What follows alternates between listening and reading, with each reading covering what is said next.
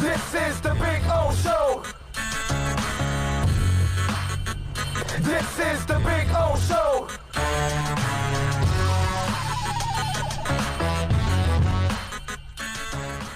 Well, we'll get Andre on now, and we'll have a little fun with Andre Fernandez. Fernandez Andre C on Twitter. You can follow him there on Twitter at Fernandez Andre C. And we'll talk a little Marlins, as last night they were able to defeat the Cubs 5-1. Let's talk to him as Sixto gets ready for his outing tonight. We got Andre, bro. I'm sorry, this afternoon against Yu Darvish. Let's bring him aboard. Andre, how you doing, my friend? What's up, Big O? How are you? I guess I'm loving life, and I'm hurting because the Heat got their asses kicked last night. 3 people got injured. Then I'm happy because the Marlins won, but I'm a little pissed off because Marte ends up getting an injury and all of that. So first of all, my man, what can you tell us about the injury? Is he really going to try to play through it?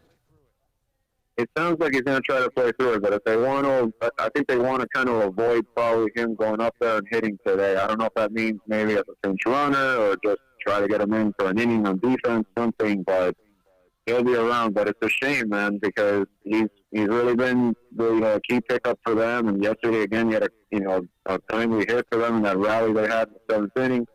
And, again, I think they're going to miss that because we saw how big the veteran came through for them yesterday again. So, it's just unfortunate. So. And listen, dude, you've covered baseball long enough. I've watched baseball long enough. We've seen that injury a whole bunch of times. It's really hard to play that game through that injury because of the leverage, the power, the grip, everything that you need in order to handle the bat.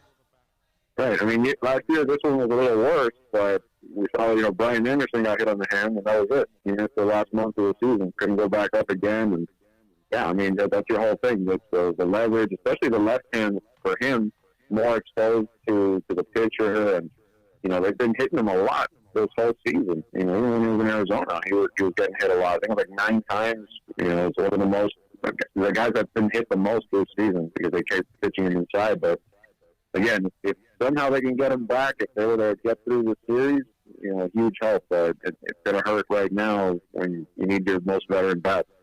So did the pitch get away from him, or did the bastards did they want to get him injured since they were losing?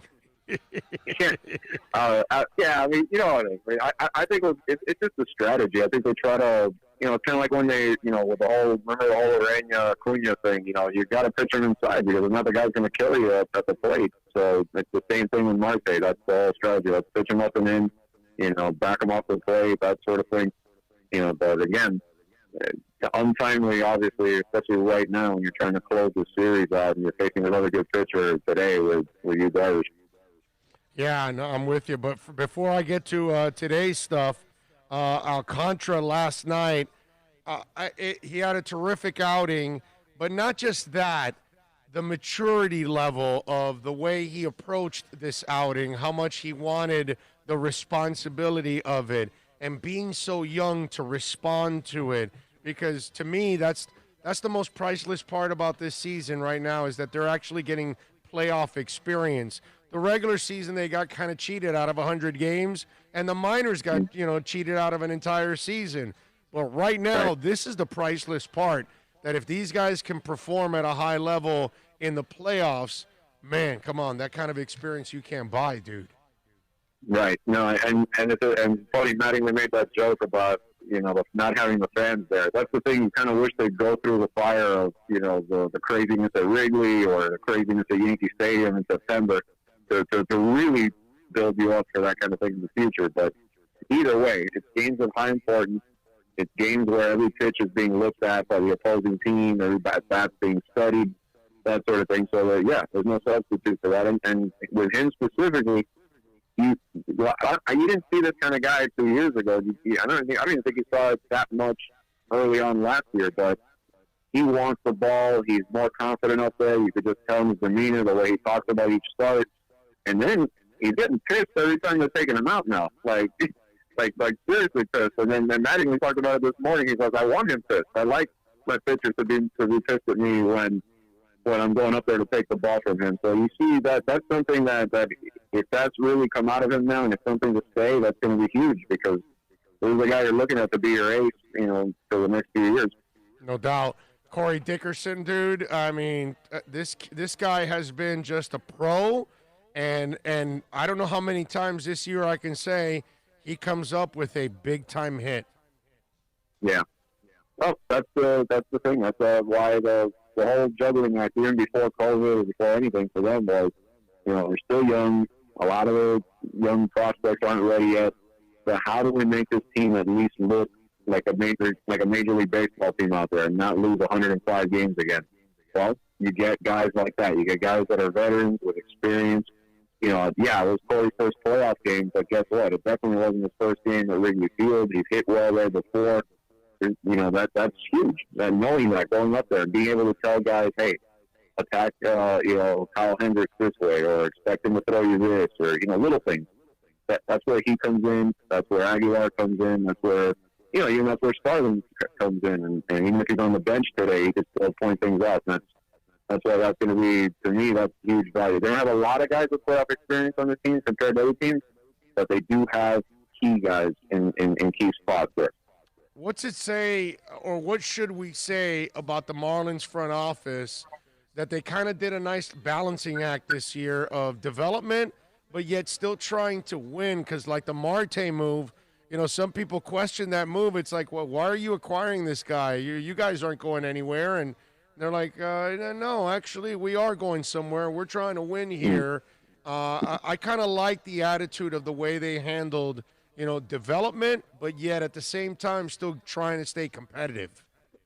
Yeah, and I think that's embracing the moment and the fact that you can making a playoff run is huge all the way around, just even for your young guys, like we were talking about before. And would this have happened? There's been a lot of talk of would this have happened and have been 162? Maybe not, because if you look at the record, they're pretty much a 500 team, whatever. But we're here, they're in the playoffs now, and I think embrace that. And the fact that they were able to do something like that while still bringing up, look at all the guys they did bring up, even ahead of schedule, to at least get their feet wet in the majors. Now you go back next year, and Sixto is not a baby anymore. He's pitched in a playoff game. He's pitched in the regular season against a good competition.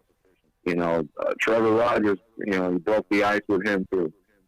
Josh Chisholm, your future shortstop, if it pans out, you got him, playing or starting in a lot of key games. All of that is big. Even if you were to start the year next year and you put those guys in AAA just to fine-tune stuff, whatever, but you already know that they can handle something. They've seen it already, and then build off of that the second you want to bring them back and put them in the lineup and trust them with a key role.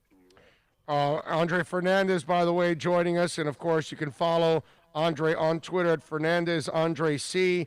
You got to check out the podcast, Front Page 305. It's got its own Twitter handle, Front Page 305. Andre, tonight we get a little Sixto Sanchez. This afternoon, I'm sorry, at 2 o'clock, we get a little Sixto Sanchez. He has shown us that he has got a wicked arm and incredible talent, but he's been hit for about 9 earned runs in the last 7 innings. So he has not pitched well lately, not like his first couple games where he was on fire, whether it was 0-1 or 2 earned runs. The last couple of games, what's the difference between what we've watched with him in the last couple of games compared to the start of the season? Was it more about the second go-around because it was other teams seeing him again? Yeah, I think that's part of it. Also, teams, I think even in the minor leagues, you saw teams kind of the fact that he's coming out and he's throwing gas and he's in the zone and tried to hit him early in counts and stuff like that. And, that's the thing, the adjustment he's going to have to make, as he develops and he matures. But the Cubs haven't seen him yet in person. They've seen him on film, but they haven't faced him yet. So that could be one advantage that, they don't have over Atlanta, over Washington, or whatever.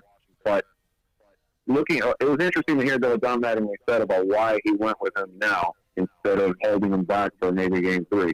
They organizationally didn't want to come back And if something happened where they got swept, let's say, and then have the regret of, oh, what could Sixto have done against the Cubs?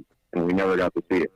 So they said to themselves, we're going to make sure this guy goes out there at least once because it really is a powder keg. It's a time bomb. You're right. It could be. Maybe he's young and he gets touched up a lot today. But his stuff at least makes you believe that maybe this guy can go out and throw a masterpiece because he has that kind of pitching talent and not that few of their guys or really any of the guys really do outside of maybe Sandy.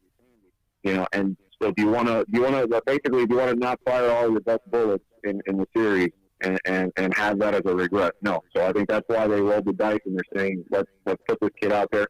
And now they're at least in a good position where if it does happen and today's a disaster, you can always fall back on game 3 and you're still alive.